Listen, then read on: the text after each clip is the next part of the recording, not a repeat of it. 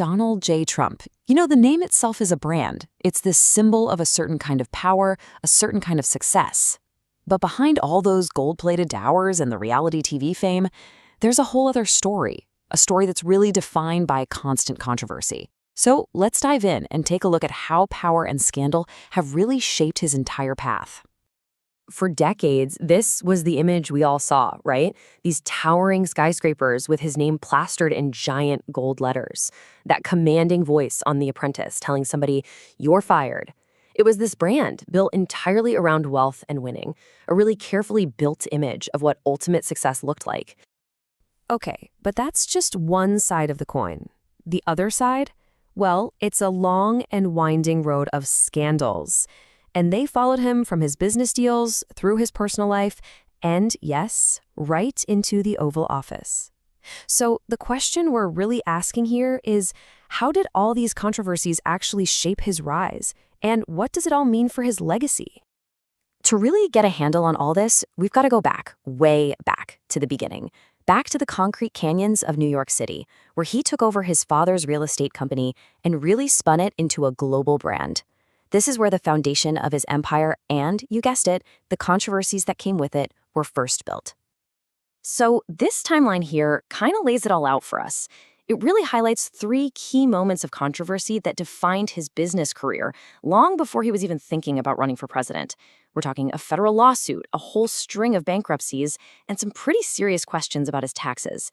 Each one of these tells us something important about how he operates. Let's start in the 1970s. This was a really pivotal moment. It was one of the first times the Trump name got tied to a major national scandal. The U.S. government itself actually sued the family's company, accusing them of racial discrimination for refusing to rent to black tenants. Now, Trump fought back hard, denied everything, but the case did end in a settlement, and it really set a pattern we'd see play out again and again. Okay, now fast forward to the 90s. The glitz and glam of Atlantic City. This was supposed to be his huge casino empire, but it ended up in a series of really high-profile corporate bankruptcies. And while those companies were going under, you had workers who lost their jobs and investors who lost millions. And this is where you see this fascinating clash of stories. On one side, you have critics saying his casino empire was basically a house of cards, just built on super risky deals that were always going to collapse. But on the other side, Trump told a totally different story. He framed these bankruptcies not as failures, but as him cleverly using the system. It was, in his famous words, just smart business. And then you've got the taxes. For years, investigative reporters were digging into his finances, and they uncovered something pretty startling. For all the talk about being a billionaire, Trump often paid very little or even nothing in federal income tax. This created a huge gap between that public image and the financial reality, and it made a lot of people question just how rich he really was.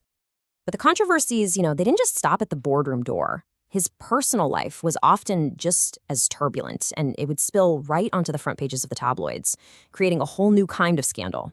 His divorce from his first wife, Ivana, it became this national soap opera, and it was all fueled by his very public affair. And this, well, it wasn't a one-off thing. Over the years, a number of women came forward with accusations of misconduct, all of which, it's important to note, he strongly denied. Okay, so this brings us to a really key term that would become absolutely central to one of his biggest scandals: hush money. It's pretty much exactly what it sounds like. It's paying someone to stay quiet about something that could be really embarrassing or damaging. And here is that concept in action: the Stormy Daniels scandal. So an adult film star, Stormy Daniels, claims she had an affair with Trump years earlier. Then, right before the 2016 election, a payment is made to keep her from talking about it. At first, Trump denied he knew anything about it, but the whole story just unraveled, turning into this massive media frenzy and a huge legal problem. And here's the crazy part. All of that was before he even set foot in the White House. Once he became president, the controversies just hit a whole other level. They went from personal and business issues to full-blown political and even constitutional crises. These 2 little words: witch hunt. This became his rallying cry. It was his go-to defense against pretty much every single investigation he faced as president.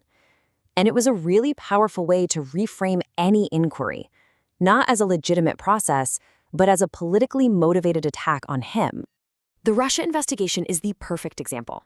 A special counsel was appointed to look into Russian interference in the 2016 election and any potential ties to the Trump campaign. For critics, this investigation uncovered a grave threat to American democracy. But for Trump and his supporters, the investigation itself was the threat. He just relentlessly attacked it as a totally baseless witch hunt. This one number really says it all, 2. And it's a number that's going in the history books forever.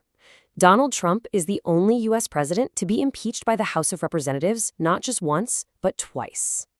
And it's so important to remember that these were for 2 totally separate events.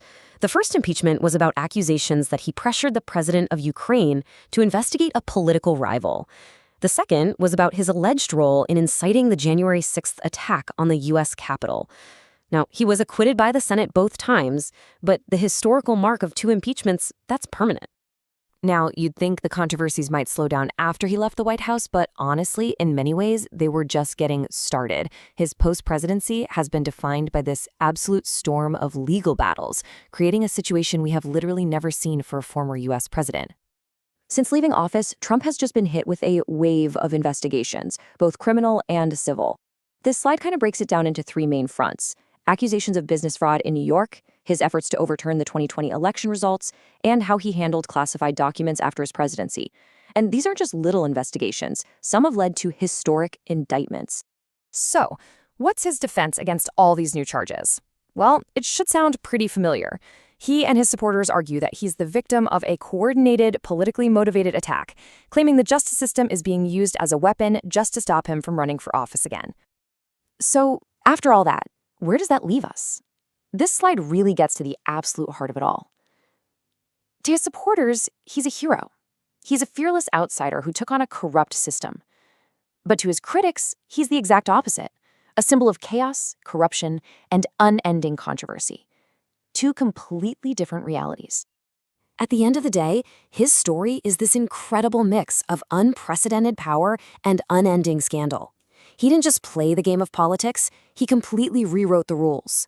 And the controversies that have followed him every single step of the way, they're going to be debated for decades to come. So the question isn't just about what he did, but how will history ultimately write the final chapter on the man who